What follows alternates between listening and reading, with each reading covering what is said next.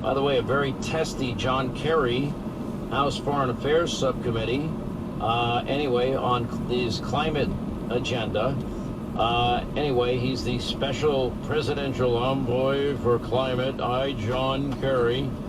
So he lashes out at House lawmakers during the committee hearing over the rightful criticism of his use of private jets that has emitted hundreds of metric tons of carbon. And even as he's supposed to be the special presidential envoy. And I just don't agree with your facts. It began with a presentation of one of the most outrageously persistent lies that I hear, which is this private jet. He goes, we don't own a private jet. Well, they've sold it in the last year or two or three, whatever they sold it. They did have one, meaning him and his wife, Theresa Heinz Kerry. You know, I don't own a private jet. I personally have never owned a private jet. That's not entirely true either, which I'll get to in a second. He didn't deny traveling on the private jet, which was a response to Corey Mills of Florida, who told Kerry that he hoped it was...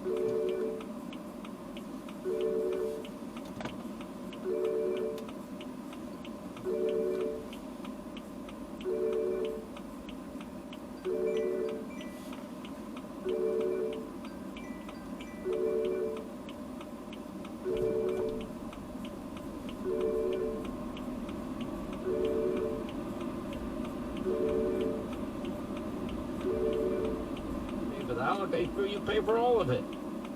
And by the way, the private jet that the family owned was in an LLC. It was called Flying Squirrel LLC, a company owned by John Kerry's wife, Theresa Heinz Kerry. By the way, and in which Kerry reported previously owning more than $1 million stake on the financial disclosure. I don't believe this climate alarmist religious cultism that he is forcing on all of us. I don't care how he travels. It's none of his business. It's none of my business. And I do care if we're going to pay for it and then get lectured about eating meat and about the cars that we drive and trying to force us to pay, you know, anywhere between $10,000 and $22,000 more for an electric vehicle with a battery, 90% of which is charged through an electric grid that's dependent on fossil fuels. So how does that make any sense?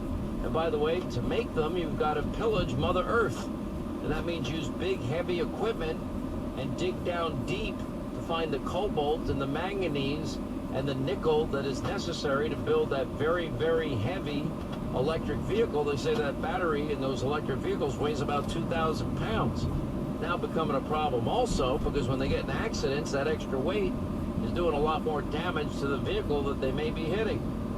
Anyway, so Kerry attended the UN Climate Conference in Scotland in 2021, and Fox News, I remember at the time, exclusively reported that the Kerry family Gulfstream 4 made a total of 48 trips lasting more than 60 hours and emitting an estimated 715,886 pounds or 325 metric tons of carbon since Joe Biden was sworn into office.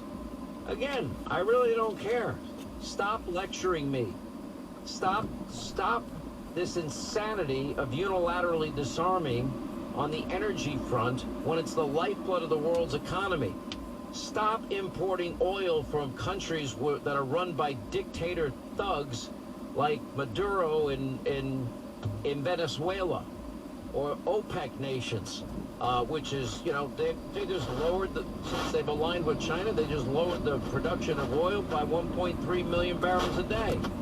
You might want to re-engage the Keystone XL pipeline because Canada's a more reliable ally. And that was open and would have been long finished. We'd be getting 900,000 barrels of oil a day from Canada. But they're too stupid to do that. We have more natural gas, oil, coal than all of these countries combined, enough to be self-sufficient, energy independent for hundreds of years. Never mind the fact that we could become an energy-rich nation. Anyway, so Kerry is, you know, remember in 2019, he told a reporter in Iceland that I have to fly to meet with people and get things done. Oh, like every other businessman or businesswoman's travel is less important than yours? Really? On that issue, pollution, I understand that you came here with a private jet. Is that an environmental way to travel? If you offset your carbon, it's the only choice for somebody like me who is traveling the world to win this battle. I negotiated the Paris Accords for the United States. I've been involved in this fight for years. I negotiated with President Xi to bring President Xi to the table so we could get Paris. And I believe the time it takes me to get somewhere, I can't sail across the ocean, I have to fly to meet with people and get things done. But what I'm doing almost full time is working to win the battle of climate change. And in the end, if I offset and contribute my life to do this, I'm not going to be put on the defensive. I'm not going to be put on the... So he's arrogant about it. Okay, so he negotiated the worst deal ever, the Paris Climate Accords, with President Xi of China. And President Xi of China ran circles around him. And as part of that deal, China is recognized as a developing nation, not like the United States' classification. Let me translate this for you. China, India, developing nations, the U.S. pays the bulk of the billions of dollars, and they pay next to nothing. How good it... Oh, gee, I negotiated with President Xi. You got your ass handed to you by President Xi because you're too stupid. And he wasn't going to go along with your energy madness.